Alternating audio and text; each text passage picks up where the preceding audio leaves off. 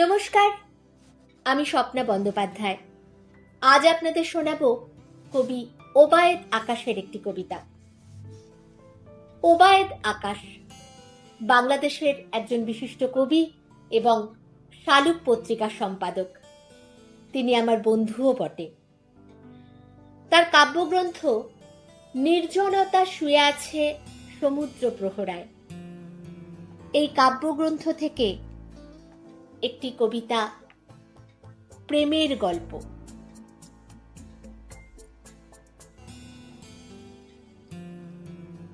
একটি ত্রিভুজ প্রেমের গল্প আমার মধ্যে দীর্ঘদিন ধরেই বসবাস করে আসছে। আমি তাকে আবাসযোগ্য ভূমি দিয়েছি, ব্যবহারযোগ্য সমুদ্র দিয়েছি এবং দিয়েছি নিশ্চিন্ত বসবাসের আশকারা। দুটি মেয়ে ও একটি ছেলের মধ্যে চতুর্থ জন আমি আছি বলেই এতদিন ধরে তারা একরকম ভারসাম্য করে নির্বিঘ্নে বসবাস করে চলেছে।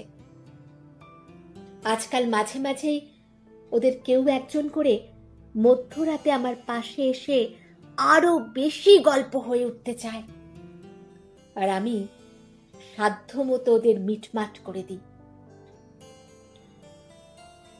গল্পটি যখন ধীরে ধীরে পরিণতির দিকে যাচ্ছে, আমি এক এক করে আমার বাড়িতে নতুন নতুন প্রেমিক প্রেমিকার আবাসন চিন্তায় ব্যস্ত হয়ে উঠি।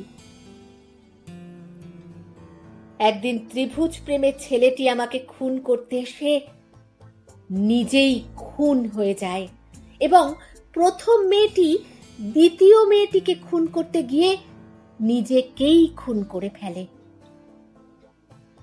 এই 21 শতকে এইসব খুনোখুনি দেখে আমার সমগ্র বাড়িটাই অগণিত প্রেমের আবাসন বলে নির্বিঘ্নে ঘোষণা দিয়েছি, যেখানে শুধু প্রেমিক প্রেমিকার সঙ্গে এবং প্রেমিকা প্রেমিকের সঙ্গে বসবাস করে যাবে।